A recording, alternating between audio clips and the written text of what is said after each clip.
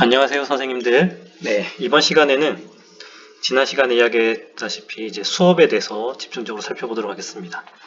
자, 지난번에 만들었던 그 연습 클래스를 한번 열어주시고요. 자, 주로 오늘은 이 수업 탭에서 한번 해보도록 하겠습니다. 자, 이렇게 수업 탭에 들어가면 지금 과제가 하나도 없는데, 자, 이제 하나씩 만들어 보죠. 일단 만들기를 누르시면, 자, 이렇게 다양한 창이 뜹니다.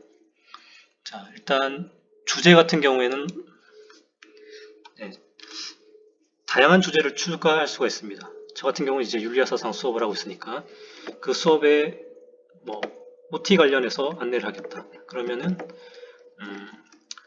뭐 수업 윤리사상 오리엔테이션 이렇게 해서 주제를 만들면 되고요. 그럼 이렇게 큰 주제가 하나 생깁니다. 또 하나 만들어 볼게요. 이제 과제방을 하나 만들겠다. 윤리사상 논술 과제 뭐 이런 식으로 해서 추가하시면은 네, 이렇게 또 하나 생기죠. 자, 이 위치는 여기 누르셔서 뭐 아래로 이동, 위로 이동 이런 식으로 해서 만들어 나가시면 되겠습니다. 자, 그러면 과제를 한번 만들어 볼게요. 자, 첫 번째 과제 탭이 있죠. 자, 이걸 누르시면은 네, 이렇게 나옵니다. 일단 제목 뭘로 한번 해볼까요? 그냥 윤리와 사상 과제 1 이런 식으로 한번 만들어 보겠습니다. 자, 아래에 안내사항 파일을 읽고 활동지 1의 내용을 작성하여 제출하시오. 이런 식으로 해보겠습니다. 자, 보시면은 옆에 이제 이런 탭들이 나오죠. 전체 학생 같은 경우에는 제가 모든 학생들한테 과제를 다 내줄 때 전체 학생이라고 하면 되고, 아니면 뭐 가입한 학생들 여러 명 있을 때는 특정 학생을 골라서도 과제를 제출해 줄 수가 있습니다. 그러니까 전체 학습이랑 개별 학습이 다 된다라는 이야기고요. 그 다음에 옆에 보시면 이제 점수, 제가 이 숫자를 뭐 바꿔서 이 과제를 10점짜리다 뭐 이렇게 할 수도 있고, 그 다음에 점수를 뭐 평가에는 매기지 않겠다 그럼 이렇게 미채점으로 이렇게 하셔도 되고요. 그 다음에 이 과제를 학생들이 언제까지 했으면 좋을까, 그 기한도 나와 있습니다. 자, 보시면은 누르면은 네, 자, 이번 주 금요일까지로 한번 설정해 볼게요. 4월 3일. 자, 요렇게 그 다음 시간 4월 3일 자정 전까지. 자, 이런 식으로 만들 수가 있습니다. 그리고 주제는 아까 저희가 만들어 놨던 거에 포함시키겠다. 이거는 요 과제 밑에다가 넣어 보겠다. 이렇게 하면은 이 주제 밑에 요 과제가 들어가게 되는 겁니다. 자, 그 다음 밑에 추가 한번 보시면요. 자, 제가 안내사항 파일을 읽고 활동지 1의 내용을 작성하여 제출하라고 했으니까 그것들을 여기 올려주셔야 될 거 아니겠습니까? 자, 근데 그걸 이제 제가 구글 드라이브에서 가지고 오거나 또는 어떤 링크를 가지고 오거나 또는 제 컴퓨터에 있는 파일을 올리거나 또는 어떤 유튜브를 가지고 오거나 이런 식으로 추가를 할 수가 있고요. 그 다음에 제가 어떤 활동지를 아직 만들지 않았어요. 그러면 여기서 만들기를 누르고 한번 눌러볼게요. 만들기를 누르면 자, 문서로 만들 건지 시트로 만들 건지 설문지로 만들 건지 이런 것들이 쭉 나옵니다. 이걸 눌러서 직접 만들면 되겠습니다. 자, 일단은 만들기 말고 저는 이게 만들어 놓은 게 있기 때문에 그걸 한번 통해서 그걸 올리는 걸 통해서 한번 해보겠습니다. 자, 저는 드라이브에 이미 올라가 있기 때문에 구글 드라이브에서 한번 가지고 와 볼게요. 구글이 좋은 게 구글 문서나 뭐 구글 시트, 구글의 도구를 사용하면 자동적으로 이렇게 나의 구글 드라이브에 다 올라옵니다. 그래서 그걸 그대로 가져다가 쓰시면 된다는 거죠. 자, 내 드라이브 한번 들어가 볼게요. 전 예전에 만들어 놓은 거 가지고 한번 해보겠습니다.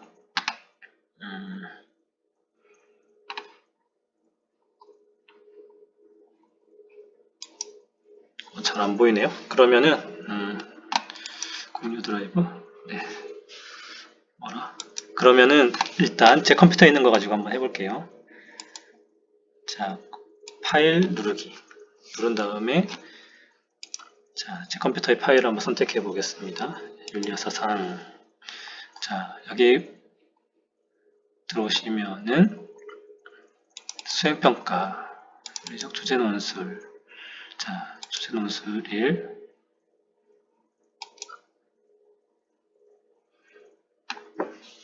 자, 이런 식으로 해서 업로드를 누르시면은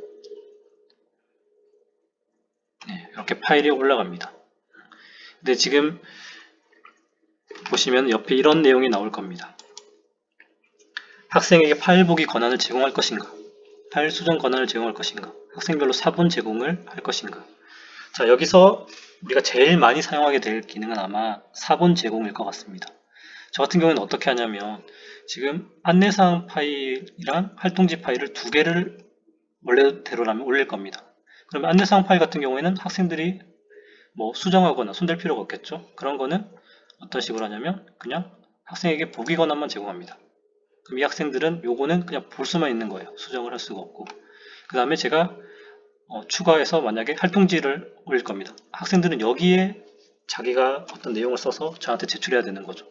자, 이 활동지 파일은 어떤 식으로 권한을 부여하냐면 주로 학생별로 사본 제공을 사용합니다. 자, 왜냐하면 학생에게 파일 수정 권한을 줘버리면 제가 이렇게 올렸던 파일을 학생이 수정해버리면 제가 처음에 줬던 그 원본까지 바뀌어버리기 때문에 이 원본이 훼손되는 문제가 생기죠. 그래서 학생별로 사본 제공으로 주로 줍니다. 그럼 어떻게 되냐? 제가 올린 원본은 그대로 있고 학생들한테는 그거에 복사본이 가게 됩니다. 그럼 거기서 학생들이 작성해서 저한테 다시 보내면 그건 그 학생이 작성한 걸로 이렇게 도착하게 되는 거죠. 자, 그래서 학생들이 직접 써야 되는 활동지 같은 경우에는 사본 제공으로 주시는 게 가장 좋을 것 같습니다. 자, 그럼 일단 닫아보고요. 자, 그 다음에 두 번째, 다시 만들기 한번 눌러보시고 퀴즈 과제 같은 경우는 어떤 거냐면 자동적으로 구글 설문지라는 것이 이렇게 만들어집니다. 그래서 이 구글 설문지를 클릭하신 다음에 여기서 학생들한테 질문을 할 수 있는 겁니다. 일단 뭐 해서 제목도 바꿔주시고요. 여기 제목도 바꿔주시고 그 다음에 질문. 자, 구글 설문지에는 좋은 게 보시면은 단답형 질문도 만들 수 있고요. 장문형 질문도 만드실 수 있고 객관식 뭐 이런 식으로 다 만들 수가 있습니다. 일단 해보면은 처음에 이 학생이 누군지 알아야 되니까 이름을 입력하시오. 이런 식으로 하면은 이제 학생이 입력하게 되겠죠. 그 다음에 요거는 정답이 있는 게 아니니까 내버려 두시고 반드시 해야지 넘어갈 수 있게 필수를 체크해 주시면 되고요. 자, 그 다음에 문항을 더 추가하고 싶으면 자, 이렇게 하는 겁니다. 자, 연습하고 있는 거니까 막 질문해 보겠습니다. 예를 들면 이번에 객관식으로 한번 해보죠. 2 더하기 2는 하고 딱 냅니다. 자, 이렇게 해서 보기를 하나씩 주는 거죠. 누르고 네. 자, 이런 식으로 해서 만들면 되겠습니다. 여기는 답이 있는 문제이기 때문에 답안에 들어가셔서 이게 답이다 라고 체크해 주시면 되겠습니다. 자, 그리고 점수도 몇 점짜리인지 이렇게 점수를 줄 수도 있는 겁니다. 이렇게 해서 하면 되겠습니다. 이것도 마찬가지로 학생들이 반드시 풀어야 될 문제이기 때문에 필수. 자, 이런 식으로 해서 만드시면 되고요. 구글이 좋은 게 뭐냐면은 여기서 작업한 것들을 그냥 뭐 저장을 누를 필요도 없이 그냥 닫으면 다 자동으로 저장되게 되어 있습니다. 자, 저장되는지 보겠습니다. 자, 그대로 이렇게 만들어져 있죠. 이런 식으로 그냥 사용하시면 돼요. 이렇게 해서 마찬가지로 여기도 점수를 부여할 수 있고 기한, 그 다음에 주제까지 다 이렇게 작성할 수가 있습니다. 이런 식으로 퀴즈 과제를 이용할 수도 있고요. 자, 그 다음에 다시 만들기에서 질문은 그냥 전체 아이들한테 물어보고 싶은 게 있을 때 이런 식으로 질문하면 됩니다. 2 더하기 2는 역시 마찬가지로 단답형이 있고요. 객관식이 있습니다. 자, 단답형 할 때 이 질문의 특징이 뭐냐면은 다른 건 다 똑같은데 밑에 이런 게 있습니다. 학생들이 서로 답글을 달 수 있음. 제가 여기다 체크해 놓으면 개별 학생들은 다른 학생들이 어떤 답을 달았는지 볼 수도 있고요. 그 답에 답글까지 달 수 있습니다. 그러니까 질문만 제가 제대로 설정해 놓으면 학생들끼리 토론하면서 공부도 할 수 있게 되는 거죠. 자, 반면에 객관식은 그냥 답이 정해져 있는 거기 때문에 그런 서로 댓글 달거나 이런 기능들은 없습니다. 아까 우리 구글 설문지로 만든 것처럼 똑같이 옵션을 선택해서 객관식 보기를 주면 되는 겁니다. 자, 이게 바로 질문의 기능이고요. 자, 그 다음에 자료는 그냥 뭐 퀴즈나 이런 과제가 아니라 그냥 학생들한테 수업 시간에 이런 내용을 좀 더 공부했으면 좋겠다 하는 것들을 그냥 제목 따라서 뭐 파일을 올리건 유튜브를 올리건 이런 식으로 해서 이렇게 학생들한테 제공해 줄 수 있는 기능이 되겠습니다. 자료. 자, 그 다음에 제일 중요한 것 중에 하나가 뭐냐면은 이 게시물 재사용 기능입니다. 자, 우리가 만약에 5반의 수업을 들어갑니다. 각 반별로 이런 클래스를 다 만들었어요. 자, 이제 첫 번째 반에 제가 이 만들기를 통해서 과제를 작성해서 올립니다. 자, 근데 다음 반에 똑같은 과제를 내줘요.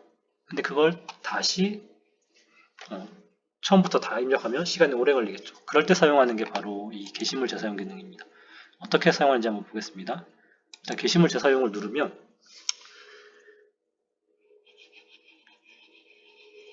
인터넷 환경이 좀 느리네요. 다시 한번 눌러보겠습니다. 게시물 재사용을 누르면은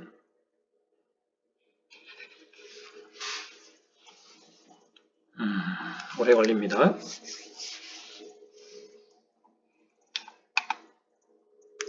이렇게 안 열릴까요?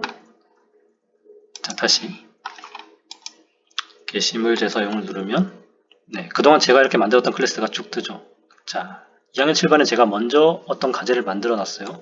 그럼 이걸 눌러보면 그동안 올렸던 것들이 쭉 나옵니다. 이 중에 제가 어떤 걸 한번 재사용해 볼까요? 자, 이거 한번 해보겠습니다. 자, 이렇게 누른 다음에 재사용을 누르면 자, 다시 치지 않아도 이렇게 그대로 내용이 뜹니다. 제가 아까 말씀드렸다시피 학생들한테 줄 때는 학생별로 4분 제공 이 기능을 이용하시면 되고요. 자, 근데 이 게시물 재사용에서 다 그대로 가져가지는데 하나가 안 돼요. 그게 뭐냐면 기한을 설정하는 겁니다. 과제를 언제까지 할 건지. 여기에 대해서만 다시 설정을 해주시면 되겠습니다. 4월 3일까지 11시 59분까지 하시오. 이런 식으로 해서 이제 만들기를 이걸 그대로 클릭하시면 어떻게 되냐면 이 과제가 그대로 만들어지고요. 아직까지는 이거 초안이다. 그러면은 옆에 이걸 누르시면은 임시 저장이라는 게 나옵니다. 그걸 누르시면은 선생님만 보실 수 있는 초안으로 저장이 되는 겁니다. 자, 이렇게 해서 게시물 재사용이라는 것을 우리가 사용하실 수가 있습니다. 자, 이렇게 해서 여기 과제 수업 만들기와 관련해서 한번 살펴보았고요. 다음 영상에서는 또 새로운 정보를 통해서 만나 뵙도록 하겠습니다. 여기까지입니다.